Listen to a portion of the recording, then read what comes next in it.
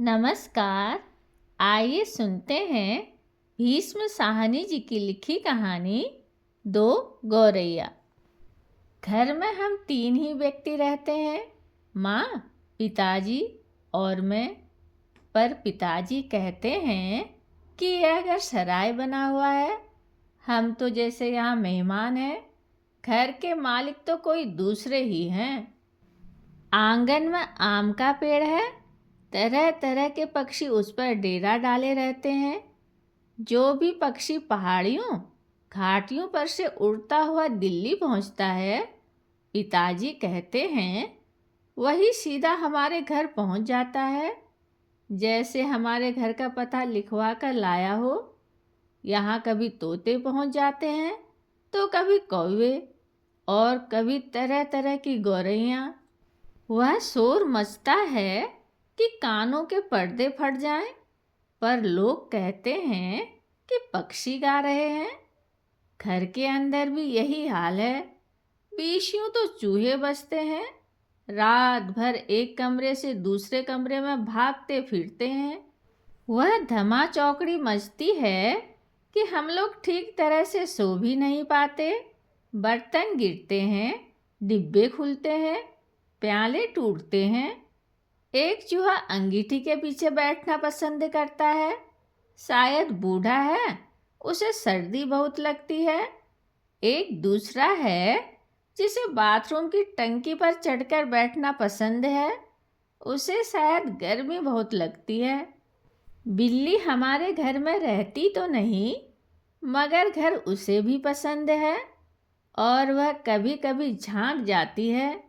मन आया तो अंदर आकर दूध पी गई, न मन आया तो बाहर से ही फिर आऊंगी कहकर चली जाती है।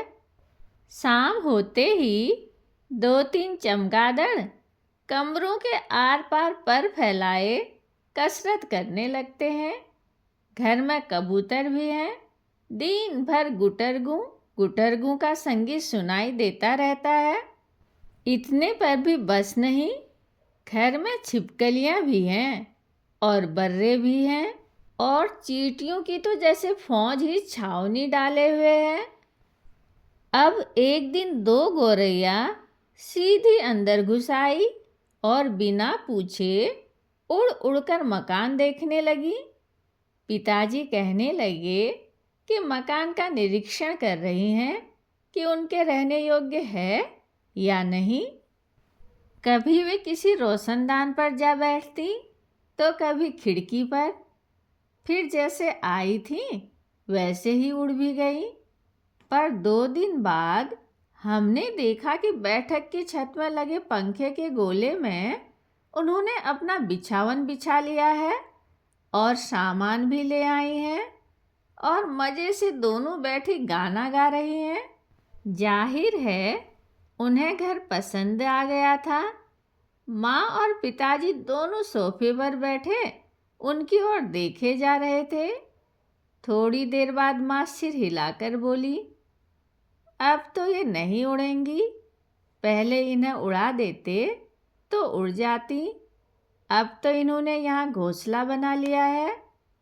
इस पर पिताजी को गुस्सा आ गया।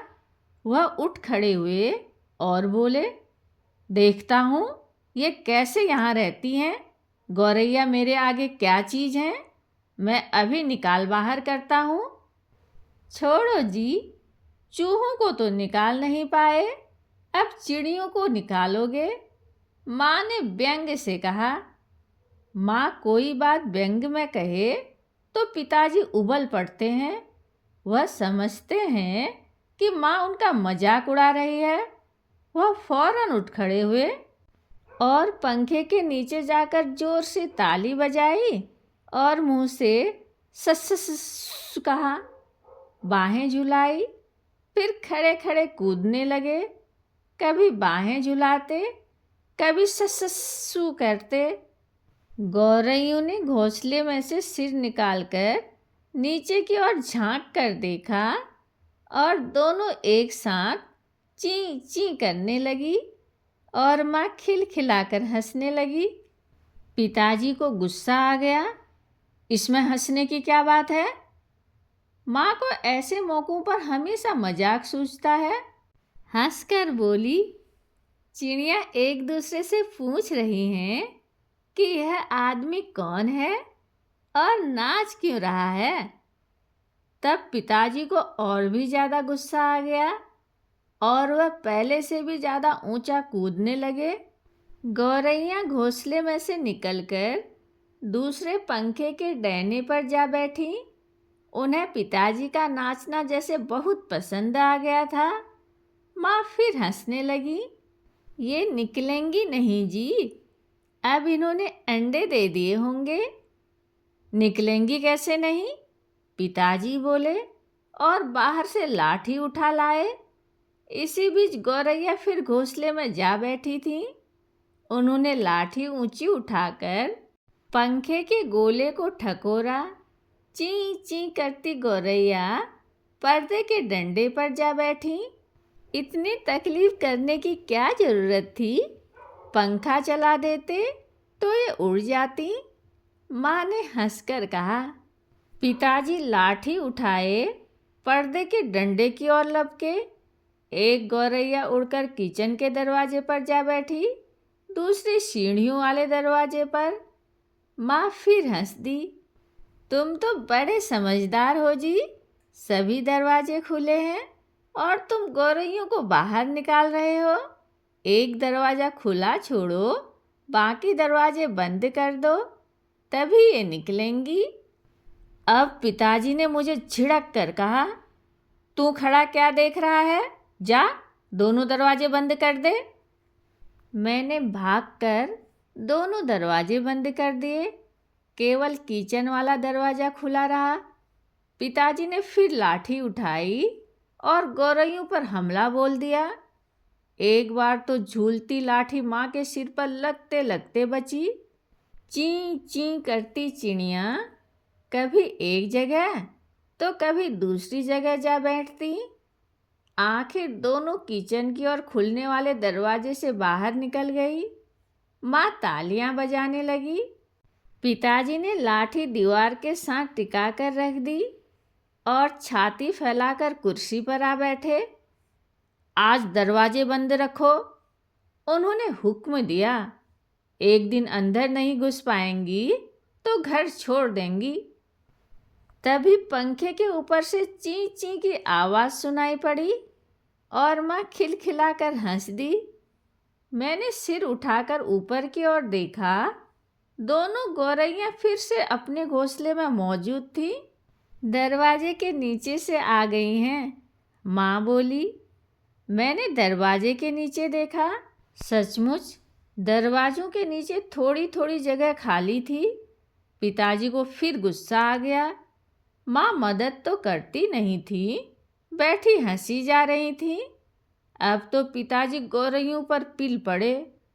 उन्होंने दरवाज़ों के नीचे कपड़े ठूंस दिए ताकि कहीं कोई छेद बचा नहीं रह जाए और फिर लाठी झुलाते हुए उन पर टूट पड़े। चिड़िया ची ची करती फिर बाहर निकल गई, पर थोड़ी ही देर बाद वे फिर कमरे में मौजूद थी। अब की बार वे रोशनदान में से आ गई थी, जिसका एक शीशा टूटा हुआ था। देखो जी, चिड़ियों को मत निकालो, माँ ने अब की बार गंभीरता से कहा। अब तो उन्होंने अंडे भी दे दिए होंगे, अब ये यहाँ से नहीं जाएंगी। क्या मतलब, मैं कालीन बर्बाद करवा लूँ?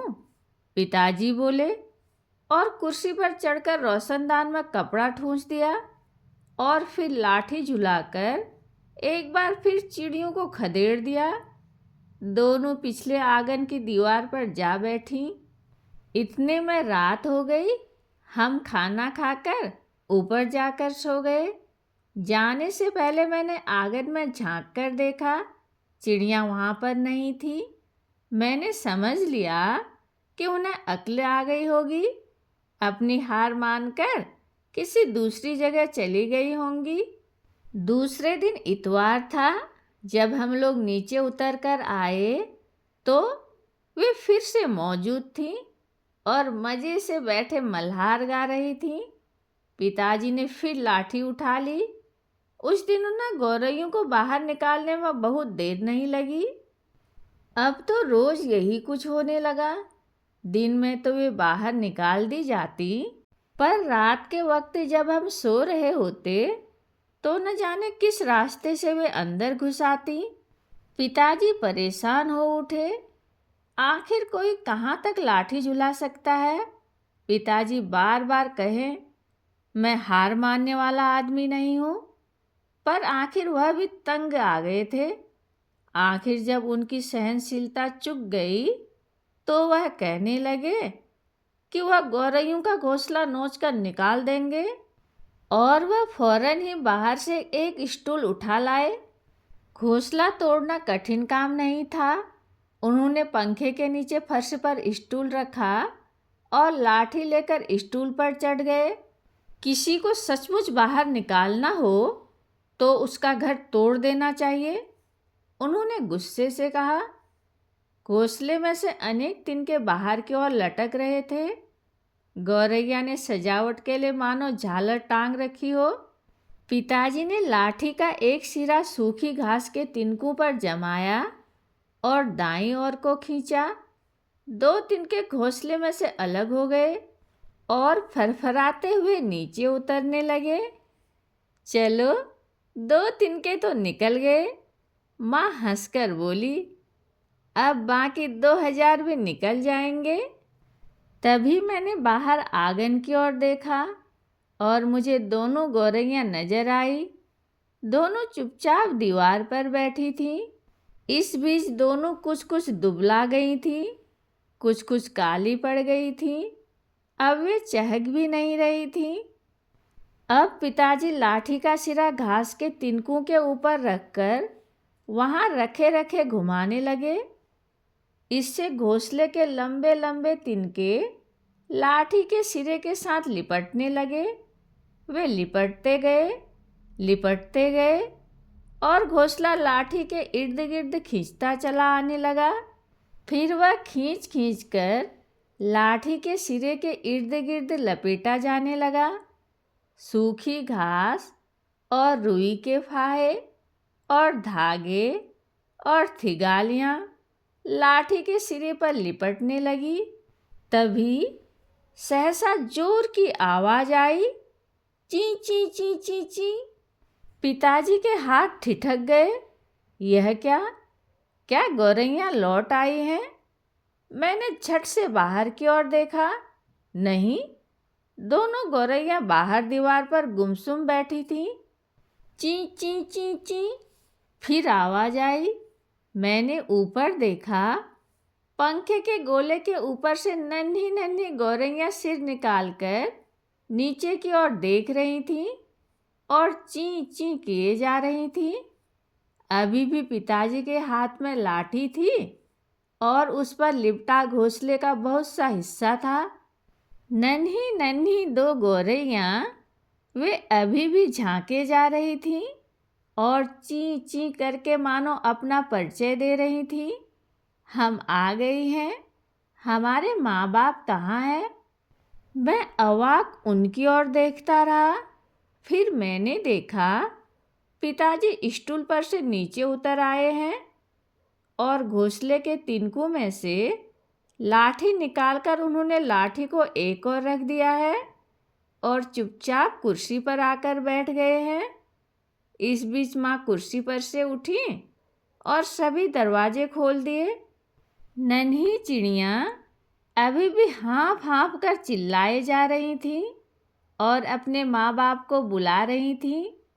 उनके माँ बाप झट से उड़कर अंदर आ गए और ची ची करते उनसे जा मिले और उनकी नन्ही नन्ही चोंचों में चुग्गा डालने लगे।